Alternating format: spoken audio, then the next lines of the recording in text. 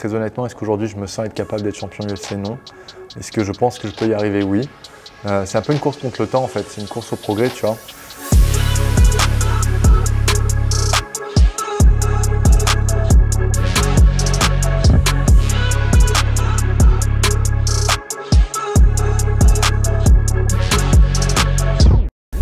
Bonjour à toutes et à tous, bienvenue dans le podcast La Sueur. On est aujourd'hui avec Axel Sola. Pour les gens qui peut-être ne te connaissent pas, mais à mon avis dans le monde du MMA, je pense que tout le monde te connaît, ne serait-ce que pour ton énorme carrière amateur. On va parler de tout ça, on veut savoir qui est Axel Sola et on va le savoir aujourd'hui. Déjà, est-ce que tu peux nous décrire un petit peu depuis petit Axel Sola jusqu'à aujourd'hui Axel Sola? Qu'est-ce qui s'est passé? Eh bien, quand j'étais enfant, j'ai fait beaucoup de sport. Donc, je faisais du tennis, je faisais du hockey, je faisais du karaté, je faisais du football et donc j'ai fait beaucoup de hockey en compétition. Hockey sur glace? Alors j'ai fait un peu sur glace et beaucoup sur roller. Parce qu'en fait, l'équipe de Nice en glace, elle était pas bonne. Du coup, je préférais gagner, donc j'ai joué dans l'équipe de roller plutôt. Parce que pour le coup, on était les meilleurs en France. Okay. Et donc j'arrive en troisième et j'en avais marre en fait. Je voulais faire un sport où la victoire ou la défaite dépendent que de moi. Tu vois, que dans aucun des deux cas, ce soit lié un peu à mes coéquipiers et vraiment être face à mes responsabilités dans mon engagement, dans mon entraînement et dans le processus de compétition. Et du coup, j'ai toujours aimé le sport de combat, je faisais du karaté, mais j'étais un peu frustré dans le club où j'étais, on ne faisait pas beaucoup de compétition. Puis du karaté Shotokan, c'était très particulier, quoi. On faisait beaucoup de kata, beaucoup de trucs très codifiés. Et, ça ne me correspondait pas forcément. Bon, ça avait l'avantage d'être à côté de chez moi, mais je voulais passer à la vitesse supérieure parce que j'ai toujours aimé regarder des films de combat et du coup, naturellement, j'ai été amené vers le MMA. Donc, quand j'arrive en seconde, je commence le MMA, donc j'avais 15 ans. Et je suis tombé amoureux du sport et là, à partir de là, je m'entraînais au minimum 3 heures tous les jours jusqu'à maintenant, quoi. 3 heures tous les jours? En fait, il y avait 2 cours d'1h30 au Boxing Squad qui suivaient. Donc, c'était un cours de grappe, un cours de sol, un cours de lutte, un cours de MMA, etc. Et du coup, je finissais les cours et j'allais m'entraîner. Puis je finissais à 21h, 21h30 et puis après je recommençais la journée, ainsi de suite. Donc j'ai fait ça tout le lycée.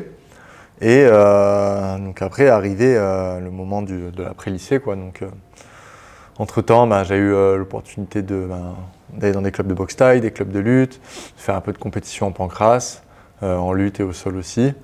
Donc c'est posé la question de ce que j'allais faire après. Donc j'ai mon bac. Et ce que je voulais faire à la base, c'était aller à l'armée. Je voulais faire les forces spéciales.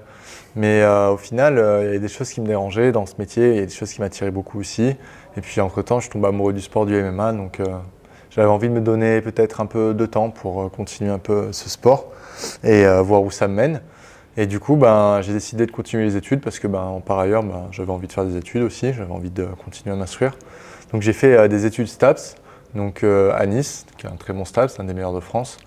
Et au final, j'ai fait un master, donc ça m'a pris 5 ans. Et pendant ce master, donc les 2 premières années, j'ai fait encore de la compétition en mode pancrace. J'ai fait les championnats de France de boxe thaï que j'avais gagné. Donc c'était classe B, donc c'était pas plus haut niveau de boxe thaï, mais c'était déjà une première expérience dans la chose. Donc j'ai continué les petites compétitions de lutte. Puis en 3e année, ce qui s'est passé, c'est qu'en fait, à partir de la 2e année de fac, je voulais faire mes débuts pro. Et 3 fois, j'ai été matché. 2 ou 3 fois j'ai été matché, 2 sur 2, je ne sais plus la 3e, mais je crois que c'était 3 fois.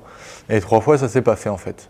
Une fois j'ai chopé la mononucléose, mais à un stade vraiment avancé, c'est-à-dire qu'on me touche à peine le ventre et je m'écroulais tellement j'avais mal. Une autre fois j'ai eu un problème de licence parce que en fait c'était en pancrace pro et que j'avais la licence de boxe thaï classe B et du coup ça n'était pas bon pour faire du classe A en pancrace, enfin bref. Voilà. Et puis une autre fois ça ne s'est pas fait, je ne sais plus pourquoi. Et du coup, un peu frustré de ne pas avoir pu faire mes débuts à ce moment-là, c'est proposé à moi l'opportunité de participer au championnat du monde de MMA amateur, donc à l'IMAF. Donc très honnêtement, je ne sais plus trop comment c'est arrivé jusqu'à Aldric, qui était mon coach, au Boxing Squad. Mais c'est arrivé jusqu'à lui et j'y suis allé. Donc il n'y avait pas vraiment eu de sélection à l'époque, parce que c'était pas encore organisé comme ça l'est aujourd'hui, la Fédération française de MMA. Et du coup, j'ai eu la chance d'aller à Bahreïn et donc je me suis retrouvé dans une équipe de France où il y avait déjà des combattants qui avaient participé à ces championnats du monde.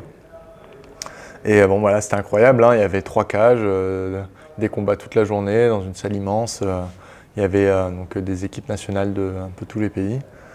Et donc voilà, c'était parti. Donc là, je fais mon run dans le premier championnat du monde. Donc pour mon premier match, j'affronte un combattant indien. Donc c'était pas forcément sur le papier le plus dur. Mais au final, j'ai pas réussi à le finir.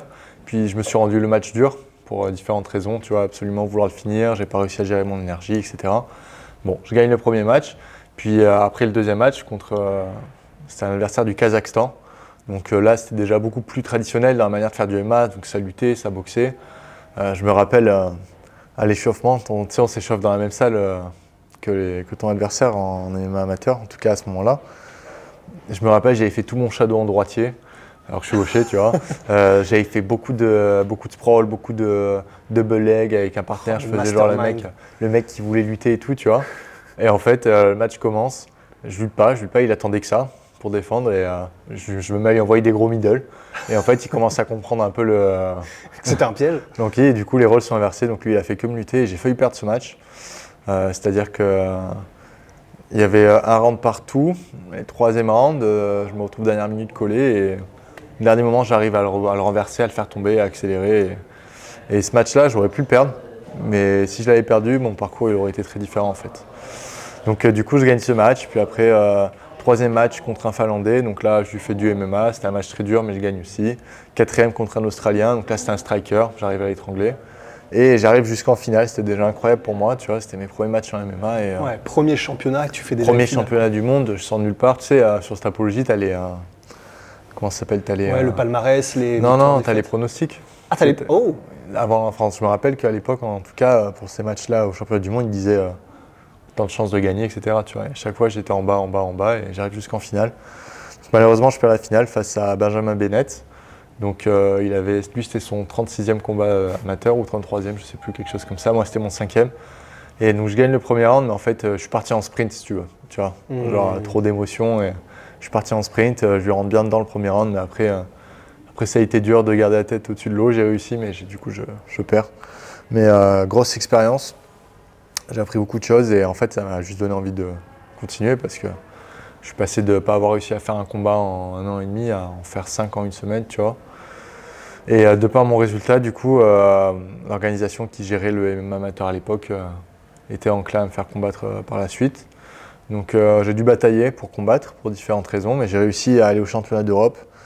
Et en fait, ce qu'il faut savoir, c'est que pendant toute cette période, en amont du premier championnat du monde, pendant toute cette période où j'ai pas réussi à faire mes débuts pro, c'était un peu difficile parce que je savais pas trop où j'allais, tu vois, dans ma vie. Puis en parallèle, dans ma vie personnelle, c'était assez compliqué parce que pour différentes raisons, je me suis retrouvé seul avec mon père et il était alcoolique et par ailleurs, il était très malade psychologiquement et je me suis retrouvé à essayer de le porter et de l'aider à sortir la tête de l'eau et émotionnellement, c'était dur. Et en fait, ce qui s'est passé, c'est que 2 semaines après ma performance au championnat du monde, il s'est suicidé. Donc il s'est jeté d'un immeuble. Donc ça a été très difficile à gérer, mais j'ai fait face comme j'ai fait face toute l'année d'avant. Et du coup, je me suis accroché, j'ai continué à m'entraîner et est venu le championnat d'Europe. Et j'arrive en finale et c'était face à Issa Issakov, qui est un très bon combattant maintenant, qui est sur le circuit professionnel. Et match très dur, je perds le premier round. Le deuxième round commence, il me fait tomber, il me bloque. Et j'arrive à me relever. J'arrive à lui mettre la pression et à vraiment lui faire mal sur la boxe. Et le troisième round, je continue à lui faire mal sur la boxe, c'est moi qui lutte et champion d'Europe. Et cette victoire, c'est probablement la plus belle de toutes celles que j'ai pu avoir parce que au-delà de mon adversaire qui était très bon, du match qui était très difficile, c'était une victoire sur la vie aussi. Ouais. Et du coup, voilà, encore une fois, j'ai fait un paquet de matchs en une semaine, donc j'ai eu envie de continuer.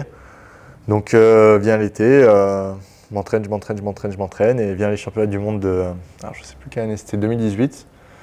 Donc celui-là, le niveau est monté d'un coup. En fait, ce qu'il faut savoir à l'IMAF, en tout cas quand j'y étais, c'est que à chaque compétition, le niveau montait pour la simple et bonne raison que les gens étaient de plus en plus préparés. Entre-temps, il y a l'équipe russe qui est arrivée, donc il y avait déjà des Russes qui combattaient sur Bahreïn, pour l'équipe de Bahreïn. Mais en plus de ça, il y a eu l'équipe nationale russe, donc le niveau de lutte global, il est d'un coup monté.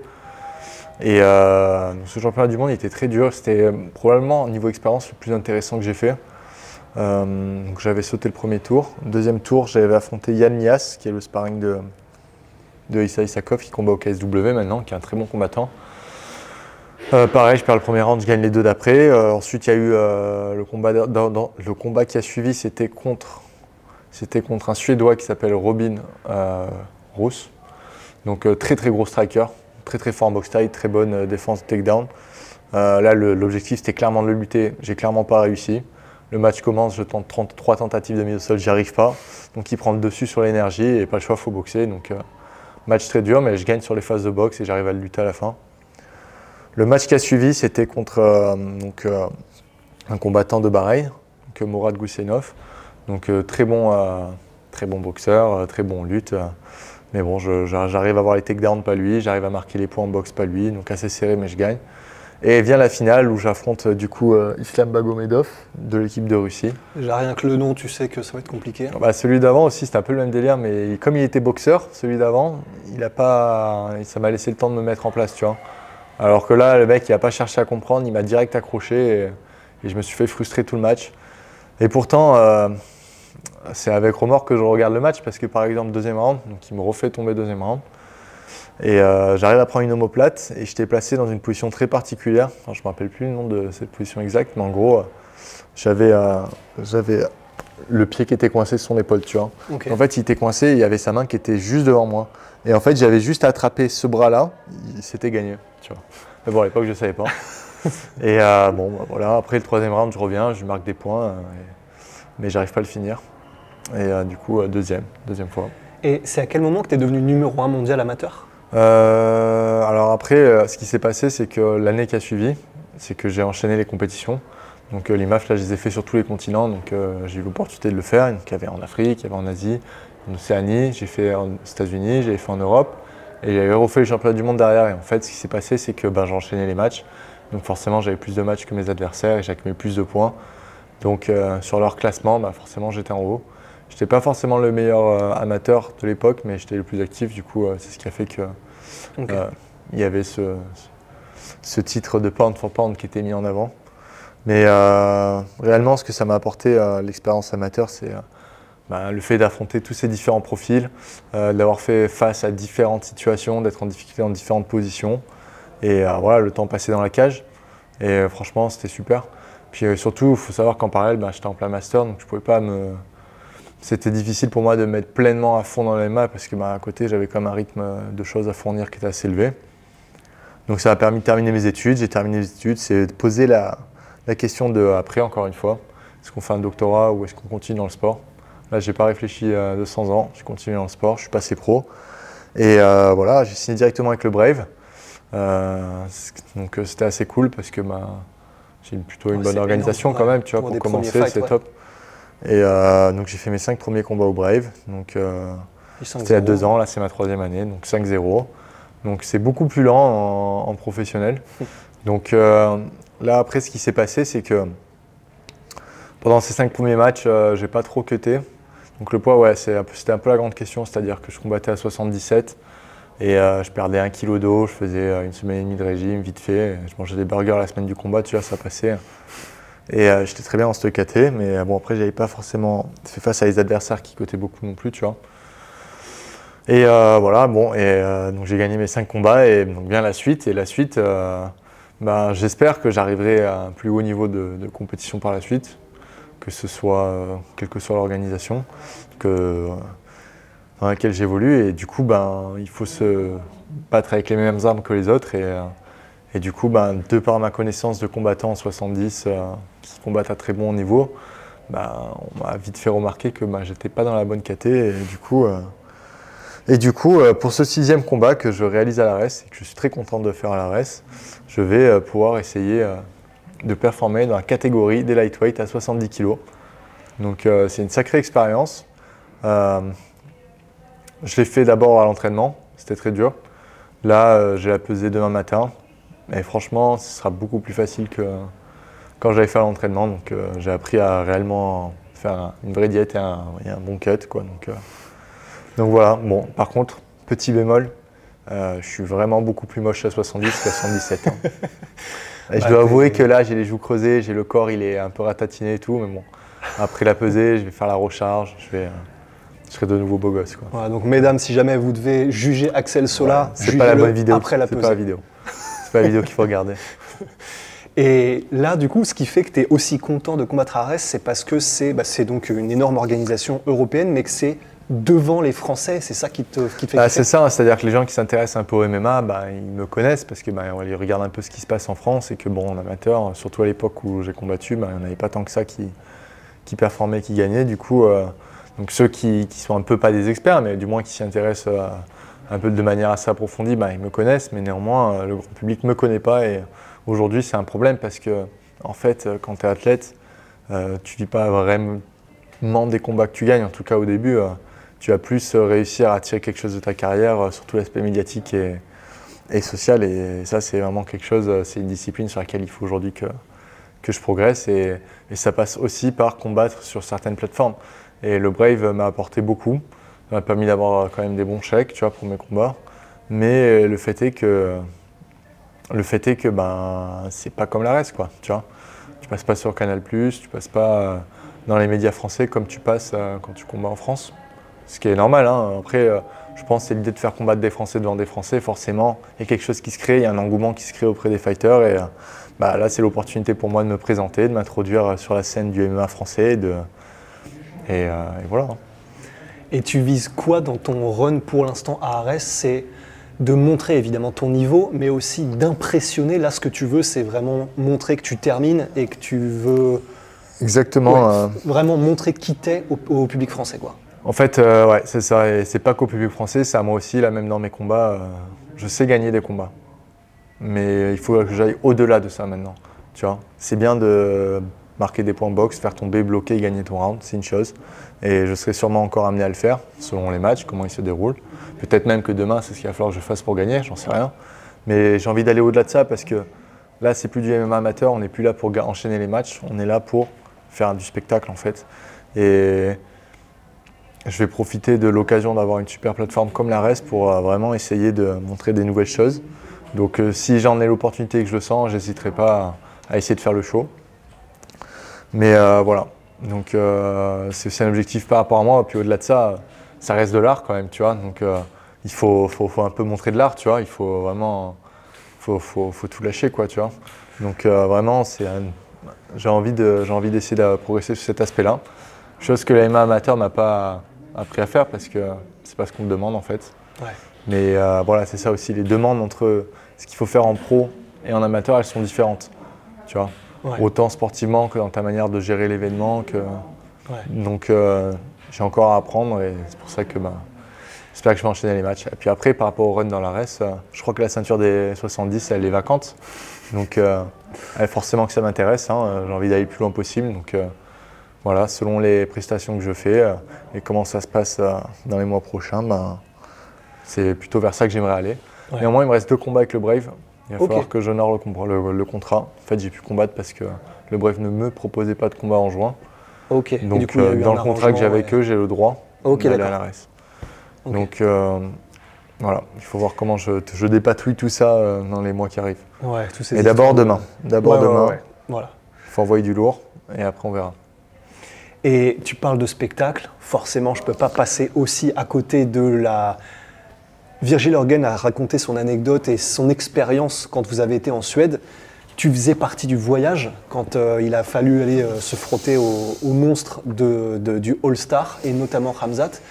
Et je me souviens que toi aussi, tu as eu ton expérience avec Khamzat, tu n'avais pas forcément kiffé, je crois, la vibe nécessairement, enfin Ok, parfait. Parce que du coup, vu la tête que tu fais, vu la tête que tu fais, ça veut dire que c'est moi qui ai mal, soit qui me suis mal souvenu, mais c'est moi, je m'étais souvenu que il y avait eu un côté peut-être que tu n'avais pas kiffé trop en mode, on arrive trop on est les petits Français, on est les nouveaux et ça va être la guerre. Je sais que ça te dérange pas que ce soit la guerre, mais le côté ambiance un peu chelou, quoi. Non, pas du tout. Alors, Ok, pas du tout. Là... Je suis allé 3 fois en Suède. Je suis allé une fois en 2018 après le premier championnat d'Europe. J'y suis allé donc avec Virgile la dernière fois, c'était l'année dernière.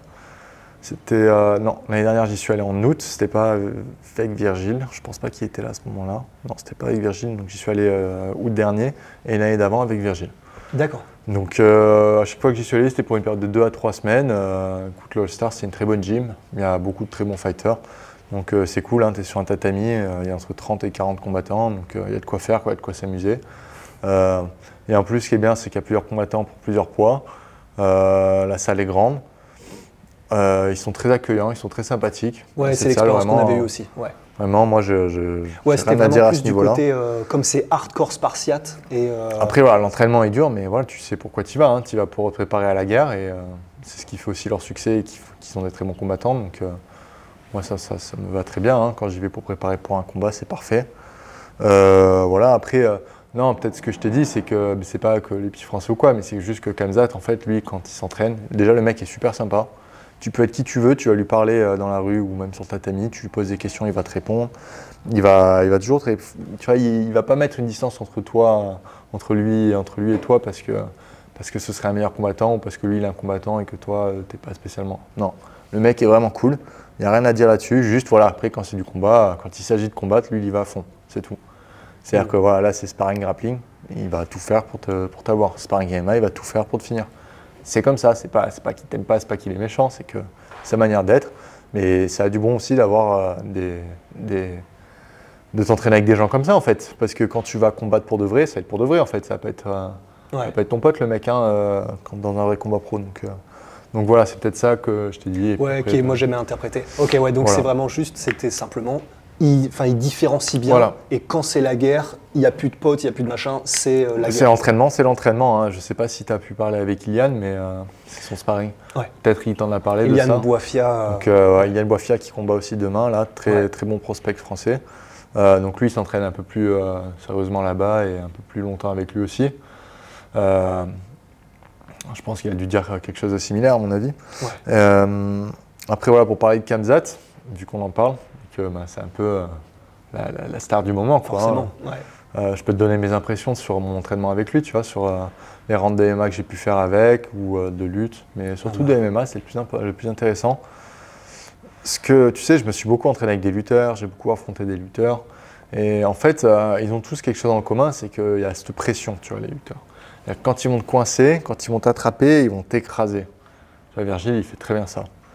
Tu sens vraiment une force physique, quelque chose vraiment qui te... Et ça va te fatiguer, en fait, cette puissance physique. Surtout s'il va réussir à te faire tomber, parce que quand tu vas te battre pour te relever, parce que si tu restes sur le dos en gardant ta garde, tu vas clairement pas faire avancer les choses.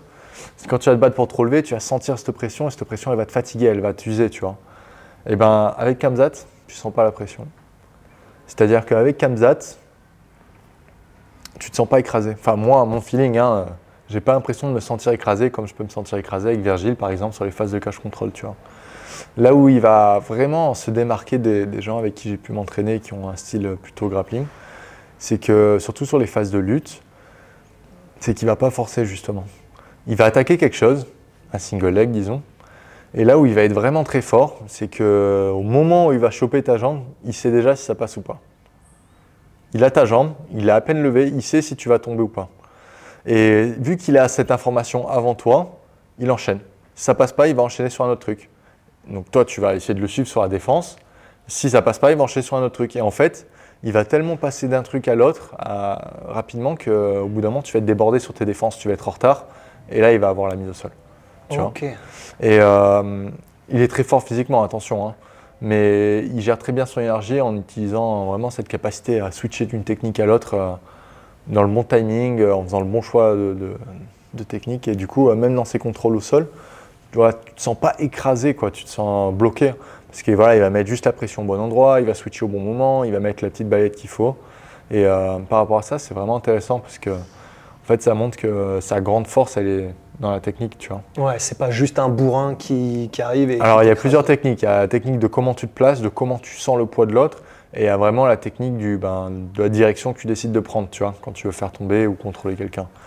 Bon, lui, il est très bon dans les deux, mais dans cette histoire de direction, il va très vite d'une direction à l'autre et généralement, il va dans la bonne direction, quoi. Et vraiment très, très intéressant de m'entraîner avec lui. Plus, je lui pose des questions, il me répond, tu vois, donc c'est cool. Ouais. Et moi, franchement, c'est une bonne expérience et pourquoi pas y retourner prochainement, quoi. Et en MMA, Les objectifs que tu as en MMA, je sais que c'est toujours un peu délicat parce que là, forcément, c'est au début de ta carrière. Mais est-ce que tu as déjà un chemin tout tracé où tu sais que tu veux aller, ou tu vois où tu en es, tu progresses au jour le jour, et puis comment tu vois les choses? Je veux aller le plus loin possible. J'ai décidé de faire du MMA et de faire ça à fond, de faire ça de ma vie en tout cas pendant la période où je serai sportivement actif en compétition. Donc je vais aller le plus loin possible et aujourd'hui le plus loin c'est l'UFC et c'est une ceinture UFC, donc c'est là-bas que je vais aller. Après, très honnêtement, est-ce qu'aujourd'hui je me sens être capable d'être champion UFC? Non. Est-ce que je pense que je peux y arriver? Oui. C'est un peu une course contre le temps en fait, c'est une course au progrès, tu vois. Il y a le moment du combat, mais réellement, c'est tout le temps qui sépare tes combats qui va être déterminant de tes capacités à aller le plus loin possible. Et vraiment, c'est ça, je trouve, qui est très enrichissant dans ce sport, mais en fait, dans tous les domaines où il y a un sujet de maîtrise. C'est cette capacité à… Bon, après, le sport met une limite de temps. Tu vois, par exemple, du piano, si tu peux être maître à 60 ans, tu vois, as 40 ans devant toi, c'est bon, tu vois. En MMA, il faut qu'avant tes 35 ans, quand même, tu sois allé assez loin, sinon ça va être dur de vraiment percer. Et du coup, ben, voilà, ce truc du progrès, d'essayer de comprendre ben, voilà, en boxe où est-ce qu'il est le rapport de force, où est-ce que j'en suis aujourd'hui, de quoi j'ai besoin pour aller plus loin, comment je m'y prends pour y arriver, sur les phases de lutte et de sol et de MMA de manière plus globale, et de prépa physique, ben, pareil, ben, je trouve que c'est super enrichissant et en fait, ça l'est vraiment si tu y vas à fond et que tu vises le top, tu vois. Mais bon, ça c'est valable pour tout au final. Mais le vivre sur le mouvement humain, bah, c'est super intéressant. En plus, c'est quelque chose que j'ai étudié, tu vois, en parallèle. Donc, non, vraiment, c'est le kiff. Donc, après, voilà, c'est le jour. Hein, je sais le taf que j'ai à faire. Je me donne à fond. Et on verra où ça me mène. Et tu disais juste avant, du coup, de raconter un petit peu tout ce qui est ta partie carrière, tu voulais aller dans les forces spéciales. Et il y a des trucs qui ont fait que ça t'a pas plu au point où tu t'es dit, bon, j'ai pas forcément envie de me mettre là-dedans ou d'en faire mon métier. C'est quoi ce qui t'a rebuté au point où ça t'a fait te dire, bah, je pense que c'était vraiment une bataille parce que c'est un métier qui est ouf quand même, tu vois. Je veux dire, tu vois, dans une journée, tu vas sauter d'un avion en parachute, arriver dans l'eau, tu vas descendre à 100 mètres de profondeur en plongée, tu vas prendre une petite torpille, tu vas te balader 50 km. Puis après, tu arrives dans une villa, il faut libérer des otages. Enfin, c'est ouf, tu vois. Enfin, niveau action, je pense que ça doit être incroyable. Niveau sensation, incroyable. Même humainement, je pense que tu vis avec tes partenaires, c'est ouf. Mais je pense surtout que c'était une guerre entre mon amour pour la MMA et l'attrait que je pouvais avoir pour ça. Puis aussi, je pense, quelque part, ce qui m'intéressait, ce qui m'a fait plus pencher vers le MMA, c'est que dans les deux cas, c'est beaucoup de travail, c'est beaucoup d'investissement, beaucoup de sacrifices, tu dois beaucoup donner de ta personne, mais dans les forces spéciales, tu restes dans l'ombre. C'est-à-dire qu'au final, tu ne seras pas reconnu pour tous les actes héroïques et tous les risques que tu auras pris, alors qu'en MMA, ton travail, il va être reconnu en fait. Tu vois, justement, c'est toute la base de ce sport, donc c'est peut-être ça qui m'a fait plus pencher vers le MMA que les forces spéciales. Puis bon, il y a quand même un confort dans les MMA, c'est que tu vas pas mourir, quoi. Ouais, donc ça peut faire tu vas pencher pas la mourir, balance. puis tu es chez toi, puis tu peux être là aussi pour ta famille, tu vois. Donc, et j'avais besoin aussi d'être peut-être dans ces circonstances-là. Donc voilà. Et à côté de ça, du coup, qu'est-ce que fait Axel Sola? Qu'est-ce que fait Axel Sola? C'est vrai que ça me prend beaucoup de temps, hein, l'entraînement. À vrai dire, les moments où j'ai le plus de temps, c'est avant les matchs. Parce que forcément, tu as moins d'énergie avec la diète, qu'il faut réduire la charge d'entraînement. Mais le problème, c'est que tu es dans un état, dans ces phases-là, où c'est dur de faire des choses, pour moi. Hein. C'est dur d'apprendre, c'est dur d'être productif, si tu veux. Tu as juste envie de prendre un bon jeu vidéo et de détendre, tu vois, jusqu'à que le combat arrive. Mais quand je suis pas dans ces phases-là, bon, ça me prend beaucoup de temps, l'entraînement, du coup. J'essaie de m'entraîner 3 à 4 fois par jour. Donc un entraînement dur, matin. Un deuxième entraînement où ça va être de la force ou du cardio ou de la lutte l'après-midi. Et après, je vais avoir un entraînement où je vais faire beaucoup de renforcement, d'étirement, etc. Et idéalement, donc celui-là, j'arrive pas tout le temps à le faire parce que j'ai pas forcément les gens sous la main. Un entraînement d'intensité marche où je vais faire du drill en boxe très léger, du drill en lutte ou au sol très léger, tu vois. Là, c'est vraiment comme si je marchais, sauf qu'au lieu de marcher, je fais du spécifique, tu vois, pour développer les automatismes. Donc bon, au milieu, il faut rajouter une sieste, il faut rajouter de la cuisine. Donc au final, j'ai pas beaucoup de temps libre. Donc de ce temps libre, de ce que je fais, en loisir, je fais de la musique, je fais du piano, de la guitare. Donc c'est quelque chose que mon père aimait beaucoup. J'ai une petite formation musicale quand j'étais petit, du coup je continue. Ma chérie, elle fait ça aussi, donc m'a donné envie de me mettre au piano. Et donc voilà, bon, c'est plus de la détente, c'est intéressant. Et puis je pense dans 20-30 ans, je serai content d'avoir commencé. Et après voilà, après j'ai des petits projets, mais bon, pour l'instant, j'en parle pas trop, parce qu'il faut que ça prenne forme. Mais de manière générale, j'essaie de m'instruire, de continuer à apprendre et de m'élever quoi, spirituellement. Et bah oui, ça forcément, et d'ailleurs, c'est un truc qui te botte ça, tout ce qui est développement. Développement personnel, la phrase, elle est un peu, elle est utilisée parfois à mauvais escient parce que ça fait un peu presque hippie, etc. Mais ça, c'est un truc aussi auquel tu t'intéresses dans le sens devenir la meilleure version de soi-même, même en dehors, que ce soit par la musique où tu essaies de progresser, que ce soit même. Ça, c'est vraiment un truc, tu es conscient et tu essaies de faire ça dans ta vie aussi? J'aime apprendre, donc dès qu'il y a quelque chose qui m'intéresse, forcément que je vais essayer de l'apprendre. Après, ce qu'il faut savoir, c'est que plus tu es en bonne santé de manière globale, plus tu vas être performant. Donc plus tu vas être en bonne santé mentalement, physiquement, plus tu vas manger propre, plus potentiellement tu peux être performant. Donc forcément, l'aspect mental et psychologique, il est important dans le sport. Donc après, oui, je le travaille, donc beaucoup de préparation mentale, donc ça c'est plutôt de mon côté. Je vais voir un psychologue du sport aussi à côté, parce que la psychologie, comme je viens de le dire, c'est fondamental. Puis après, tout l'aspect méditation, c'est un peu apprendre à contrôler son esprit, tu vois. C'est un muscle, l'esprit est un muscle et il faut apprendre à faut le développer, quoi. Il faut le muscler régulièrement. Donc voilà, je le fais doucement. Après, je suis pas à fond là-dedans non plus, mais l'essentiel, c'est pas de le faire 4 heures dans la journée, mais c'est de le faire un petit peu régulièrement, tu vois. Ça, c'est valable pour tous. Tu veux progresser en quoi que ce soit, il faut être régulier. Vaut mieux 15 minutes par jour qu'une heure une fois dans la semaine, tu vois. Et quand tu disais que tu t'entraînes 3-4 fois par jour, ça, c'est combien de jours par semaine? Après, c'est comme l'énergie me le permet, tu vois. C'est-à-dire que y a des moments, j'y arriverai pas. Déjà, dans ton entraînement, c'est dur d'être constant, tu es obligé de cycler. Tu vois. Imaginons que je n'ai pas de compétition, mais que je m'entraîne. Il ne faut pas que je sois stable tout le temps. Sinon, déjà, tu vas exploser physiquement et tu vas exploser mentalement. Tu vas faire comme en musculation, tu vas faire des cycles de charge où pendant, on va dire 3 semaines, tu vas monter le volume. Puis après, pendant une semaine, tu vas réduire le volume. Et après, tu vas recommencer, ainsi de suite. Puis après, tu vas le faire sur 6 semaines. Après, tu vas relâcher 2 semaines. Et donc après, forcément, dans le volume, quand il monte, tu vas rajouter de l'entraînement ou en enlever, tu vois, quand il descend. Donc après, voilà, quand le volume il est haut et que j'ai l'énergie, que je mange à ma faim, ouais, je peux le faire. Je peux faire 1, 2, 3, 4, 5 fois dans la semaine. Je peux le faire, les 4. Okay. Ouais. Si, mais après, voilà, il me faut les ressources aussi. Tu vois, il me faut les gens sous la main. Tu vois, les trucs de drill de boxe et tout, il y a plein de choses que tu peux faire seul. J'ai la chance d'avoir un mannequin pour le grappling, donc je le fais seul. Mais c'est toujours mieux d'avoir quelqu'un, tu vois. Ouais. Et ça, c'est un peu le problème que j'ai des fois. Bah ouais, forcément. Parce que tu peux pas demander à tes partenaires d'entraînement qui s'entraînent comme des dingues toute la semaine aussi d'être dispo quand toi t'en as besoin, tu vois. Ouais. Enfin, il faut aussi respecter les temps de repos de chacun et les temps de liberté de chacun. Donc ça, c'est un peu le manque que j'ai là dans mon entraînement aujourd'hui.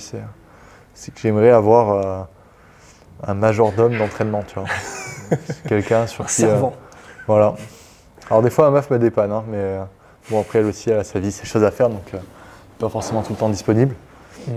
Mais voilà, c'est un peu le problème que j'ai, tu vois. Ça, c'est peut-être le plus gros frein à ma progression aujourd'hui. Ouais, d'avoir suffisamment, entre guillemets, de main-d'œuvre avec lequel tu peux taffer, quoi. Ouais, parce qu'un sac de frappe, ce sera jamais pareil que d'avoir quelqu'un qui fait ce que tu lui demandes de faire, tu vois. Et dernière question, dernière partie de cette interview, et là, c'est vraiment toi qui vois si tu veux y aller ou pas. Tu as parlé du coup de la tragédie qui a eu lieu dans ta famille. Comment tu as fait pour surmonter ça? En fait, si tu veux, le sport, de manière générale, le MMA, ça a vraiment… J'étais un peu perdu dans ma vie quand j'ai commencé avant que je commence ça. J'avais pas vraiment de but, je savais pas trop où j'allais. Et j'étais pas dépressif, mais bon, j'étais